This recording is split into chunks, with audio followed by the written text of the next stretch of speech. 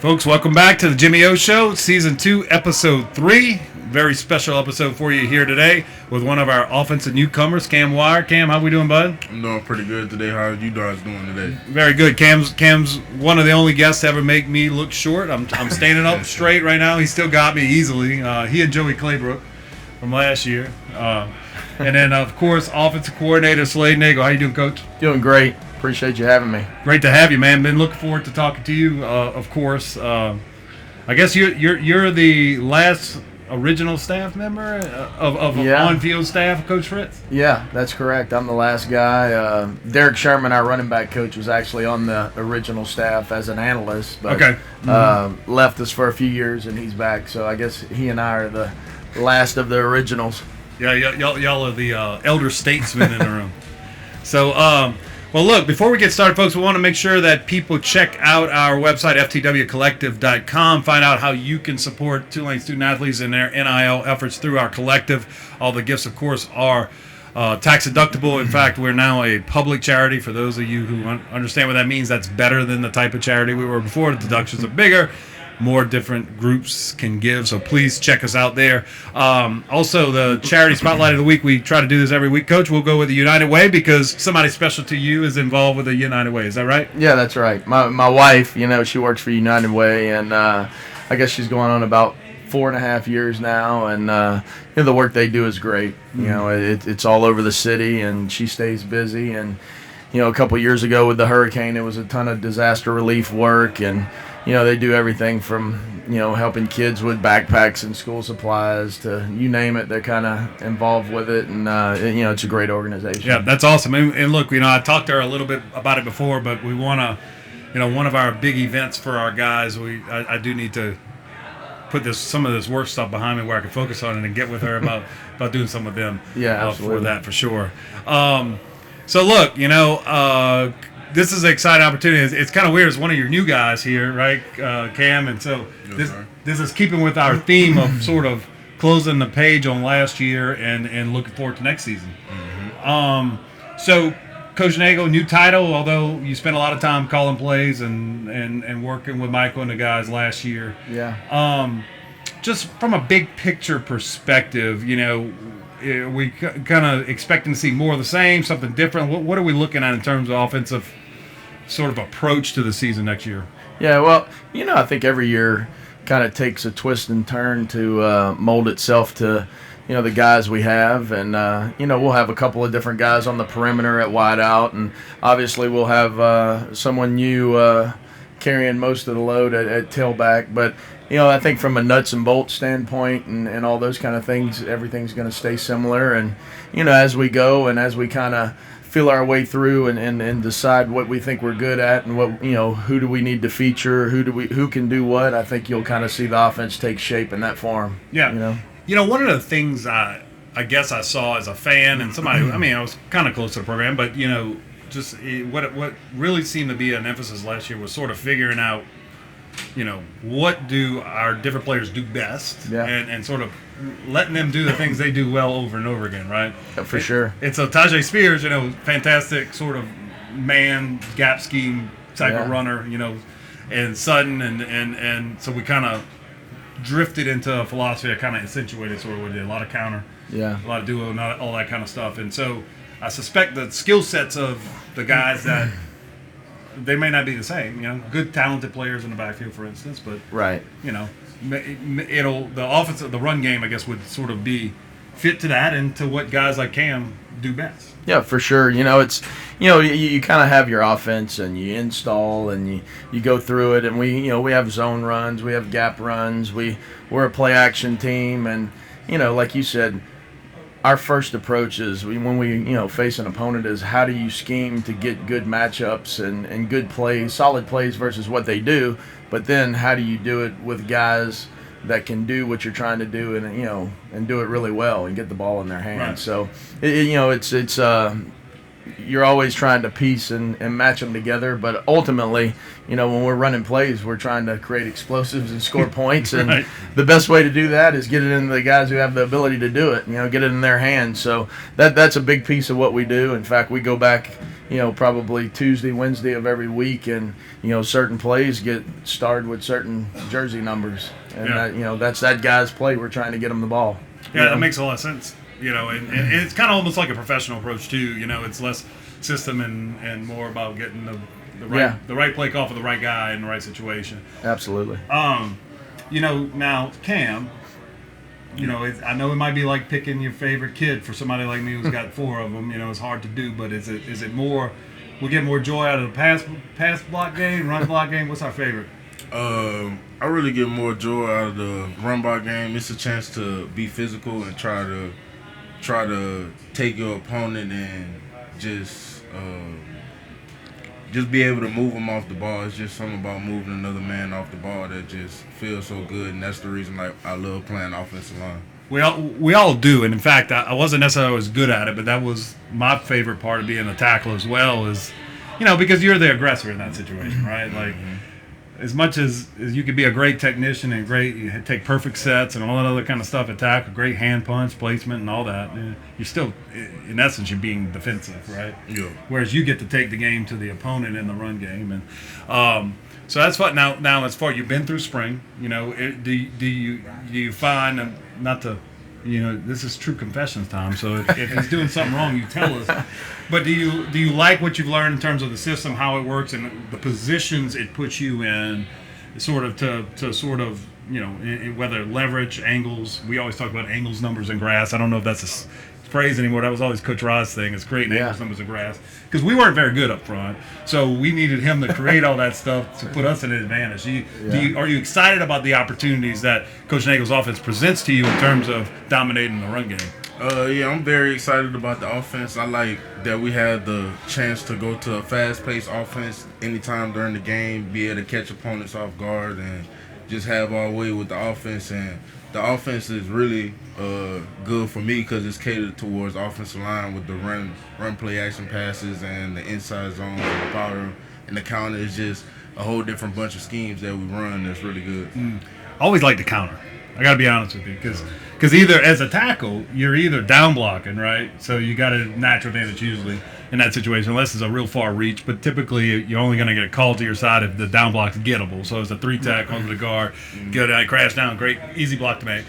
Or you're pulling, and if you time it up right, the linebacker who you're pulling to doesn't have. He's got to sit there and take it. Yeah. Because the running back's coming right behind you. If the time is right, he's just got to sit there and feast. And, I mean, you're talking about a 70-pound advantage a lot of times or whatever. Yeah. It's a lot of fun. Yeah, it is. It is. It's very fun. Now, something that's changed in the game back, fast forwarding to 25 years now, we've got our 25-year reunion, is the advent of the RPO game.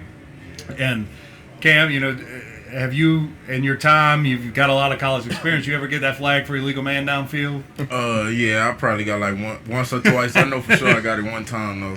Yeah, we didn't get hit for too many of those, Coach. I know you brought a lot of it last year. Talk to us about your RPO philosophy and so I guess your quarterback and playmakers' ability to execute that. It seemed like they got better and better and better. So by the end, I mean, it was, those last 2 games of season, the championship game and the bowl, was explosive play out of explosive play coming out primarily out of the RPO game. Yeah. A lot of it's kind of what you talked about. You talked about numbers. And, with a lot of our RPOs, that's what you're doing is you're trying to handle the extra number they put on defense in the run game, who would be the free hitter or whatnot.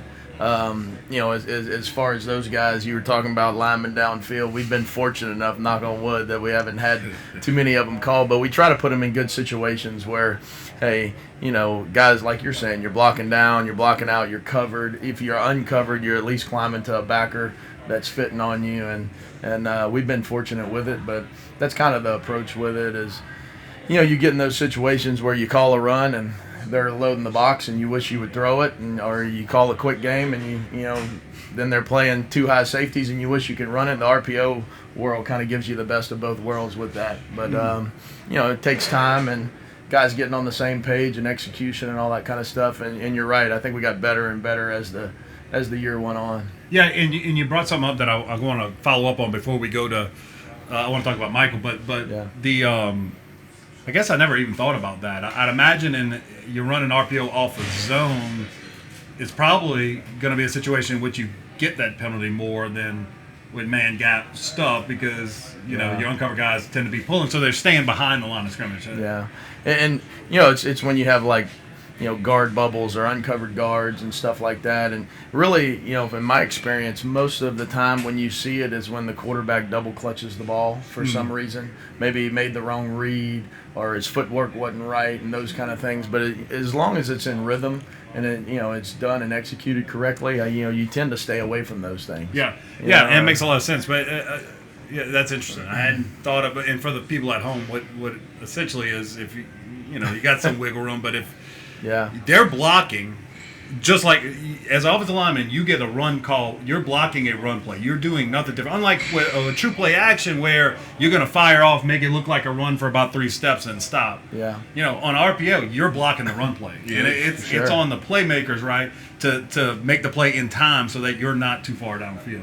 That's so, right. okay. Well, and so let's talk about Michael because to make that type of game work, it takes that position. Yeah. To make not only the right read to give or to throw, but to also throw on time. Yeah. The kid seems to have really blossomed before our eyes, particularly last year. Had lots of moments. First year. Second year, still had some development that I don't think we always necessarily saw because he was playing with so much injury and there was a lot of adversity in terms of just the overall, the whole team structure. We struggled that year, and there's a lot of reasons for that.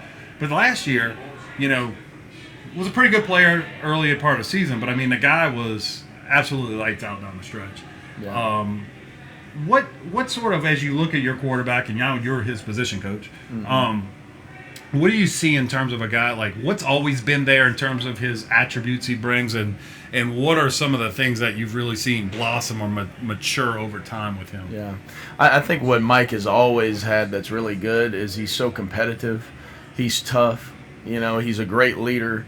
He loves football. You have to run Mike out of the building. He's there all the time. I think, but over time, I think what's gotten better is you see fundamentally he's gotten better. He, at times he was a little long strider, and he's got a very strong arm. But I think he's kind of refined that a little bit. I also think, just like anybody, the longer you play and the more you're in college and adjust to the game, he understands defenses a little bit better than when he first got into college. And part of that is just experience and playing and going through those moments. So, I think he's getting better and better. He had a good spring, and he's starting out to have a good summer and looking for big things from him this year for sure. Right. And Cam, what your impressions of 7? What's your impressions after a spring with him? He a hard-nosed leader. From my impressions from first meeting him, like he's always the first one in the building, the last to leave. He always holds his teammates accountable, and he's just a real good leader. He puts in the work on the field and off the field and in the weight room. So I'm looking forward to playing with Mike this year. Yeah, what's an interesting dynamic when I look at it, I look at the success y'all had last year, and it wasn't always. It's not like we just rolled out a ball and went 12-2 because we were better than 12 of the opponents. I mean, a lot of the wins were one-score games, and so from somebody who really wants to see it happen again, as y'all do too, you look at that and be like, well, everybody's just kind of expectation levels have risen, but a lot of what made that happen was sort of some of the stuff that's beyond Jimmy and Joe and X and O. It's about character and team and sort of leadership components that were inside that locker room that really made that magic. And of course, we lost some pretty big guys in that respect. Have we seen, I guess, Michael and Sincere were captains last year. I think they were already commanding respect, and there's some other older veteran guys.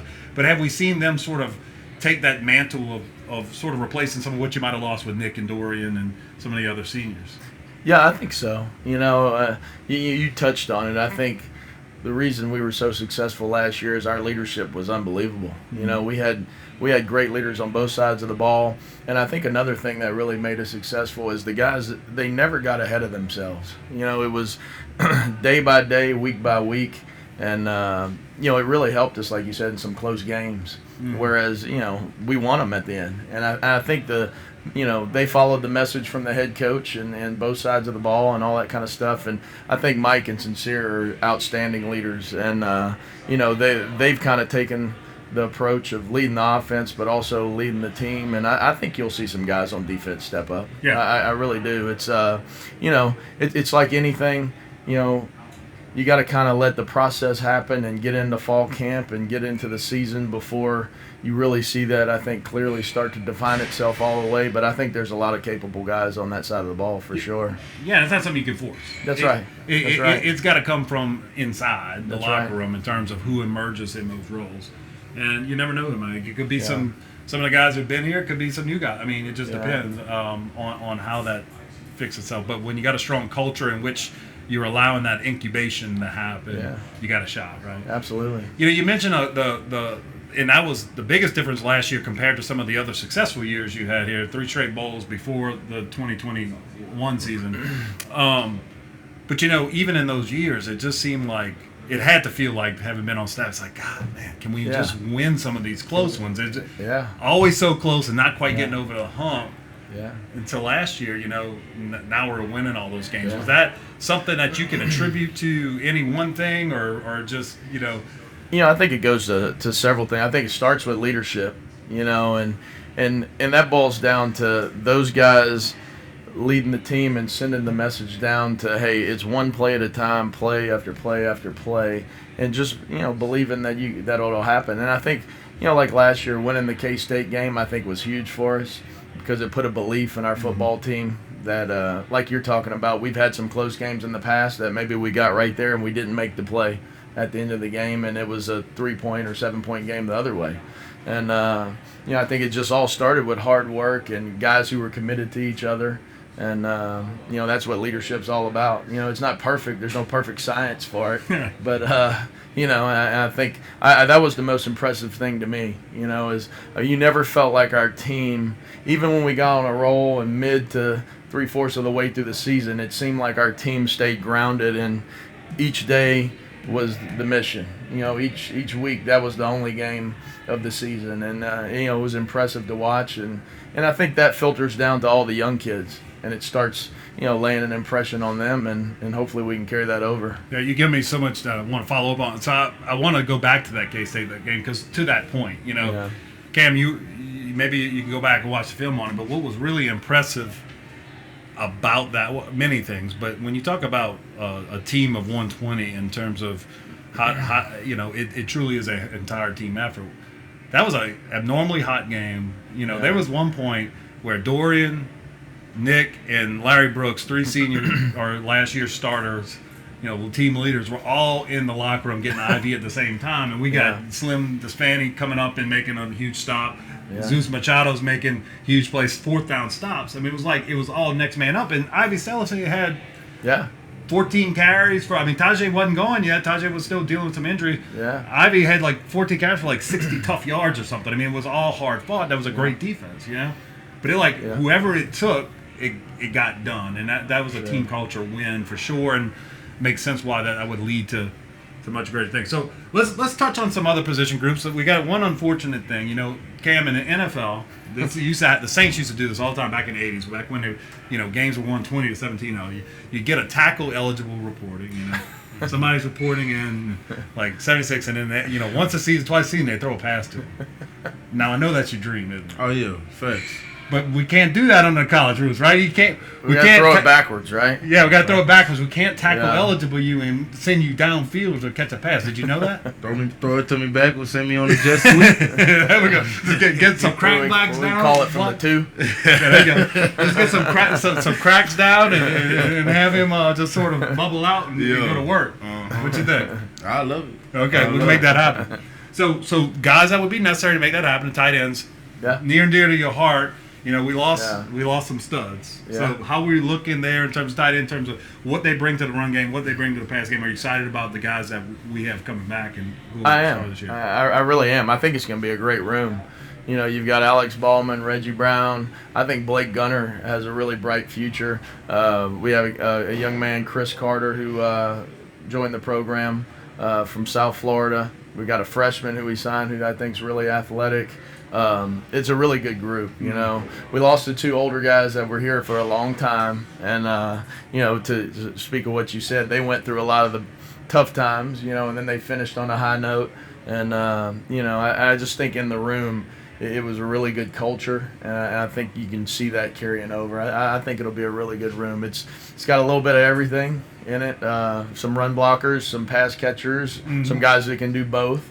You know, and I think they get along really good and have one main goal of us having success. So, you know, that's kind of what you need there. Yeah, you know, it's and that was something that kind of Will brought to the table. I was like, Will, man, you might not be much of a pass. I'd tell him this on the show. You might not be much of a pass catcher. And I don't know what's going to happen when you get the ball in your hand, you run downfield. But, dude, you were like all conference tackle when you were blocking. It was great. It was a great asset. And in the receiver room, I think people watching at home, they would say, man, we super fast. We got Jaquan Jackson back. We got Lawrence Keys back. These guys can get up and go, and they can. But I understand that they're not even necessarily the fastest guy in the room anymore. We got some speed to burn on the outside, huh? We do. We really do. I think as a whole, this will be 8 years for me here at Tulane. I think as a whole, this will be speed-wise probably the fastest group we've had in the top, 6 or 7 guys that'll play for us. So, Jaquan and Keys, we're really counting on them to have a big year because I think both of those guys are really dynamic players. Then we've got some young kids that I think have a chance to be really good. Yeah, and we've done some things with Quan and gotten to know him a little bit. I mean, the guy, give anyone a shirt off his back, just ultimate great guy, and kind of doesn't look for glory, does a lot, but just a great guy. But to me, it was so emblematic of your season when he breaks the record or ties the Cotton Bowl record, the longest reception. Yeah. It was sort of like he and Keys together. Like Quan breaks it, but like if Keys is not blocking 40 yards downfield to spring it doesn't happen, right? And no doubt. That was like just an encapsulation, I think, of what that team was all about, and I can't wait to see both those guys sort of leading that group going forward. But seeing some of the young guys work too. That's what you see out of Lawrence too. Lawrence is a guy who shows up every single day to work, and he doesn't say a whole lot, but he commands a lot of respect just from his actions every day. And he's kind of a coach's dream, because he's a really good player. He's a great person, and he works his butt off every day. He shows up and he's there. So we're looking for him to have a big year too. I think both of those guys are great leaders in that room. Okay, and I understand you say Lawrence doesn't say a whole lot, but what you need to ask him when you see him again and see if he'll say this, admit that when he tried to match up with me at Papa Shot at the main event in Dallas, he went down. I took him down. I was hot. Somebody killed me the next round, but I got Lawrence. He can run. He can't shoot, I guess. He definitely outrun me. Well, guys, that probably pretty much is. We can go all night, but we got other guests waiting, and we don't keep you too long, and do appreciate y'all time joining us. So, look, I guess this is something we did last season, Bradley. I think I'm going to bring it back. We got to ask them. Okay, favorite. Let's do the uniform combination. Cam, have you looked at all the different options? Well, we'll go with Coach Nagle first, give you some time to think. Favorite uniform combination. We have the best uniforms in the country, so of all the combinations, do you have a favorite? Or you like them all? I do. I have two. I like the white helmet, baby blue jersey, white pants. My favorite too. And then on the road, I actually like green pants, white jersey, green helmet. Yeah. So strong combinations. Yeah, I think those are good. I got two favorites. I like the icy whites with the green helmet, and I like the all blacks with the blue helmets. Yeah.